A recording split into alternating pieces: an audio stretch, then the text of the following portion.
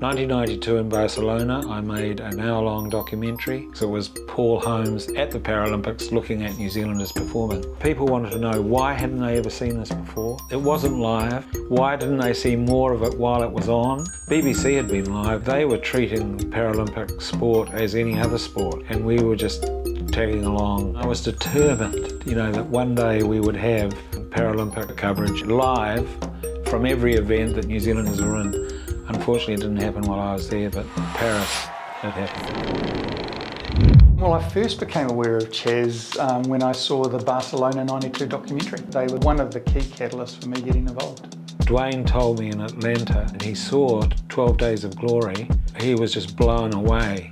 And he said, right, I'm going to be in Atlanta competing. I competed in Atlanta in 1996 as a swimmer. At the time, it was really surreal.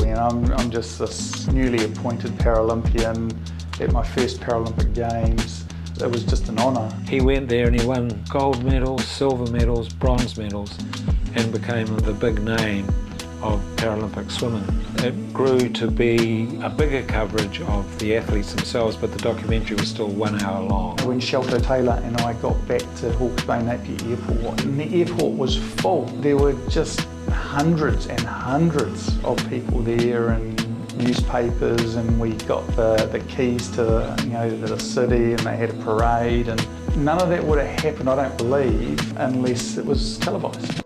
When we went to Sydney, I approached TVNZ and said, listen, I think we need to expand the coverage. It needs to be more than just another documentary saying, wow, look at these people, aren't they amazing? Don't they do incredible things? It needs to be recognised as the huge sporting event that it is. We had hour-long packages, 3 or 4 nights a week out of Sydney back to New Zealand. And for the first time, we had commentators, and we covered the New Zealanders in every event that they were in that day. The ratings that TVNZ were able to show, it was the highest ever rated show between 5 and 6 ever. Does that mean it captured a nation?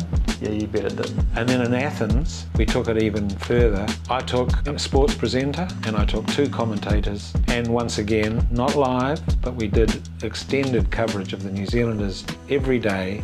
And I remember every night sitting there watching it, waiting. We'd wait as long as we could until the finals were on. I was this 15-year-old, 14-year-old kid watching these highlights every day, and I was so excited to see what had happened and just see athletes with a disability competing and seeing what was possible. That was a real thing that I remember as part of growing up, was seeing, like you say, seeing someone who looked like me competing, and it all of a sudden grew this belief in me. That's probably where that competitive switch got flicked. And even if they came last in the event, they didn't have to be gold medal winners to get coverage. So every year I tried to grow it. Paris was just a mind blower. I just loved it. It was what I'd wanted, what I'd envisaged, and I'm sure that young people with disabilities can look now at their future and go, I'm going to be in Los Angeles. I think the documentaries were instrumental, in starting what, as we roll the time forward as to what we see now, that's where it started. He's an absolute trailblazer, and he was long before many of us caught up, I think.